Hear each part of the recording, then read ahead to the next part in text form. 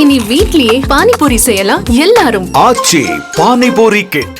தஞ்சை மாவட்டம் கும்பகோணம் மற்றும் அதன் சுற்றுவட்டார பகுதிகளில் கனமழை பெய்து வருவதால் பொதுமக்கள் கடும் சிரமத்திற்கு ஆளாகினர்.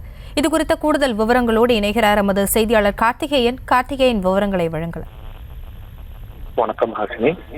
தமிழகத்தில் டெல்டா மாவட்டம் உட்பட பல்வேறு மாவட்டங்களில் கனமழை பெய்யும் என வானிலை மையம் அறிவித்திருந்த நிலையில் நேற்று கும்பகோணம் அதன் சுற்றுவட்டார பகுதியில் கனமழை விட்டு பெய்து வந்தது. இன்று காலை முதலே மேகமூட்டமாக காணப்பட்டு வந்தது கும்பகோணம் அதன் சுற்றுவட்டார பகுதிகளில். தற்போது அரை மணி நேரமாக கனமழையானது பெய்து வருகிறது.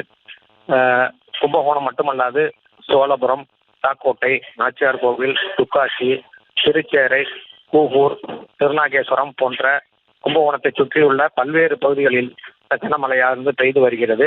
இதனால் பொதுமக்களுடைய இயல்பு வாழ்க்கை பாதிக்கப்பட்டுள்ளது.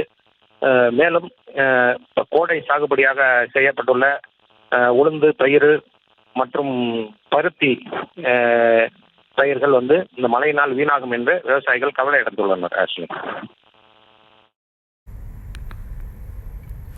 விவரங்களுக்கு நன்றி கார்த்திகேயன். இனி வீட்லயே பானிபூரி செய்யலாம் எல்லாரும். ஆச்சி பானிபூரி கிட்.